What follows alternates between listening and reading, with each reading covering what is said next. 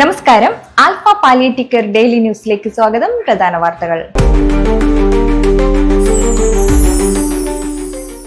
Alpha palliative care സെന്ററുകളിൽ സേവനമനുഷ്ഠിക്കുന്ന medical ഓഫീസർമാരുടെയും സീനിയർ നഴ്സുമാരുടെയും ഏകദിന പഠന പരിപാടി എടമുട്ടം ഹോസ്പിസിൽ നടന്നു.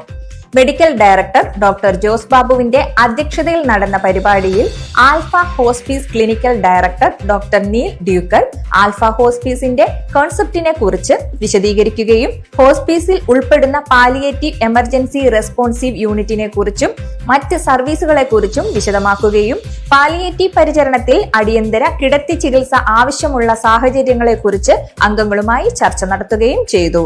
റിസർച്ച്, ട്രെയിനിംഗ് എന്നിവയ്ക്കായി Alpha institute of palliative science നിലവിൽ വരുന്നതിനെ കുറിച്ചും അദ്ദേഹം വിശദീകരണം നൽകി. Living will, Alpha international conference എന്നിവയെക്കുറിച്ചും അവതരണങ്ങളും ചർച്ചയും നടന്നു. ഗവേഷണത്തിനായും സ്റ്റാൻഡേർഡ് ഓപ്പറേറ്റിംഗ് പ്രൊസീജിയർ ഉണ്ടാക്കുന്നതിനും ഡോക്ടർമാരും സീനിയർ നഴ്സുമാരും ഉൾപ്പെടുന്ന വർക്കിംഗ് ഗ്രൂപ്പുകൾ ഉണ്ടാക്കുന്നതിന് യോഗം തീരുമാനമെടുത്തു. Engandiyur S2O helping hands organisation വോളണ്ടിയർമാരുടെയും ആൽഫ ആശിഷ് കെയർ ഹോം കുടുംബാംഗങ്ങളുടെയും സ്നേഹസംഗമം എടമുട്ടം ആൽഫ ആശിഷ് ഹാളിൽ നടന്നു. ആൽഫ തറവാട്ടിലേക്കും ആശിഷ് കെയർ ഹോമിലേക്കും ഉള്ള സ്പെഷ്യൽ ഉച്ചഭക്ഷണവും helping H2O helping hand association sponsor ചെയ്തു. കെയർ ഹോം കുടുംബാംഗങ്ങൾക്ക് ഉപഹാരങ്ങളും നൽകി.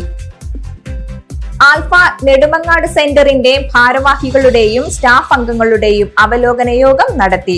Compassionate care state coordinator R Amjith Kumar, centre president Naseer, secretary Jayachandran, ജില്ലാ coordinator Akshay Babu, community welfare officer Gauri Krishna, centre staff അംഗങ്ങൾ എന്നിവർ പങ്കെടുത്തു. സെന്ററിന്റെ നിലവിലെ പ്രവർത്തനങ്ങൾ വിലയിരുത്തിയ യോഗം ഓണാഘോഷത്തിന്റെ തീയതിയും പരിപാടികളുടെ തുടർ പ്രവർത്തനങ്ങൾക്ക് രൂപം നൽകുകയും ചെയ്തു.